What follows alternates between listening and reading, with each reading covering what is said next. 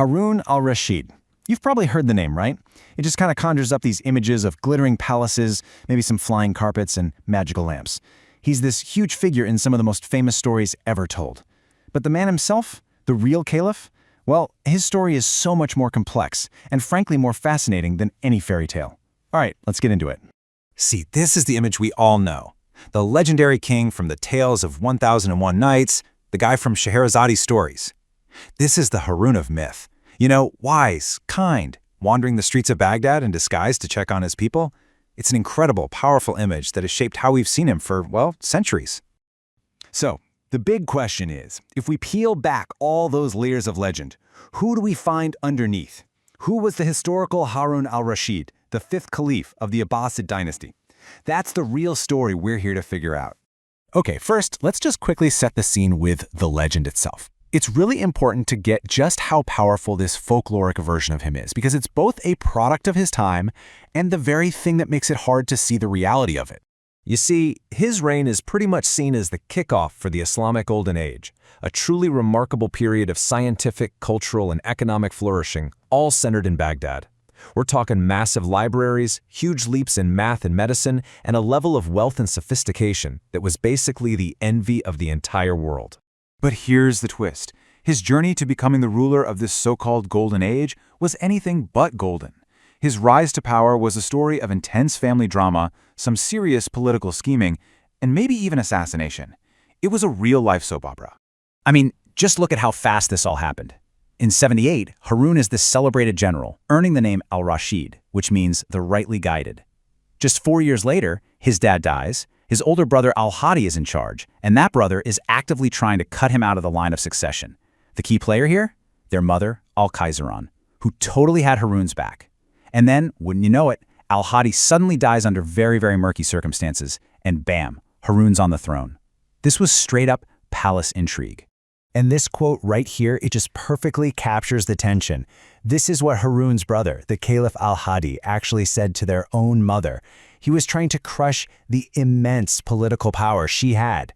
I mean, he was basically telling the most powerful woman in the empire to go back to her room and stay out of politics. It was a huge challenge, and it really set the stage for the final deadly showdown.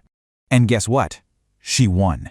Historians say that on the very night al-Hadi died, al-Khayzuran moved fast. She had Harun's key ally bust out of prison and immediately started locking down the army's support for Harun. She was not just some bystander, she was the kingmaker, the absolute architect of his entire reign. So, with the throne secured through some pretty ruthless tactics, what kind of ruler did Harun actually become? Well, this is where things get interesting, where the legend starts to meet the reality, because his reign was, by almost any measure, absolutely spectacular.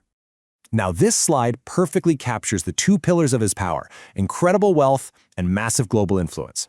On the left, you've got a solid gold dinar, the hard currency of his empire. And on the right, that's his court welcoming a delegation from Charlemagne, the most powerful guy in Europe. This wasn't just some regional kingdom. We're talking about a global superpower. And just get a load of the gifts Harun sent to Charlemagne. This wasn't a thank you note. We're talking silks, perfumes, an actual elephant named Abul Abbas that walked all the way to Europe. But the real showstopper was this incredible water clock, a feat of engineering with mechanical knights that came out on the hour. To the Europeans, it must have looked like pure magic. To Harun's court, it was just another day at the office, showing off their tech. And at the absolute heart of this whole intellectual explosion was the Bayt al-Hikma, the House of Wisdom. Harun established it in Baghdad, and it was so much more than a library. Think of it as an academy, a translation hub, a magnet for the greatest minds on earth, who all gathered to translate and build on Greek, Indian, and Persian knowledge. But don't get it twisted. All this learning was backed by cold, hard military force. When the Byzantine Emperor Nicephorus got brave and decided to stop paying tribute, Harun didn't just send a strongly worded letter. He literally wrote on the back of the emperor's own message, "Thou shalt not hear, thou shalt behold my reply." Then he launched a devastating campaign that put the Byzantines right back in their place. So we have this picture of incredible wealth, brainpower, and military might, a true golden age. But if you look just under that glittering surface, the seeds of the empire's eventual collapse were already being planted right during Harun's reign. Let's start with the money. When Harun died, the state treasury had over 900 million dirhams. That is a staggering, almost unimaginable amount of money. It suggests an empire at its absolute financial peak. But you have to ask, where was all that money coming from? And what was really going on out on the edges of the empire? I mean, just look at the size of this thing.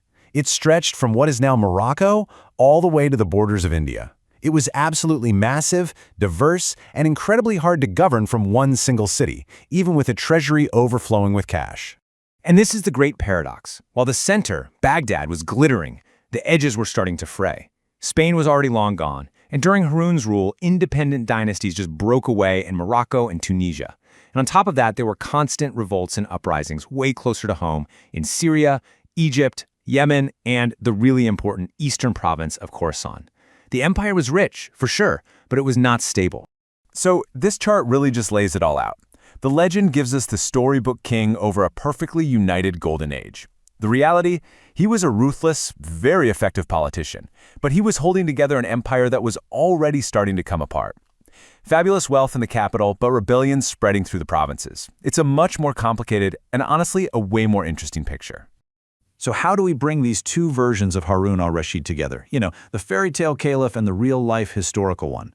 Well, the truth is, one probably couldn't exist without the other. And this final image, it really gets to the heart of it all. On the left, you have the romantic legend that we all know. On the right, you have the hard, tangible reality of his power, a gold coin minted during his actual reign. The legend of the Golden Age didn't just appear out of thin air, it was born from the very real splendor and power of his court, the same court that was starting to feel the foundations begin to crack. Which leaves us with one last, really fascinating question. Harun al-Rashid's legacy is a total paradox. He presided over the absolute cultural peak of his civilization, yet his reign also marked the start of its political decline. It forces us to ask, how can a golden age, a moment of supreme confidence and achievement, also be the beginning of the end? It's a question that honestly echoes way beyond the 9th century.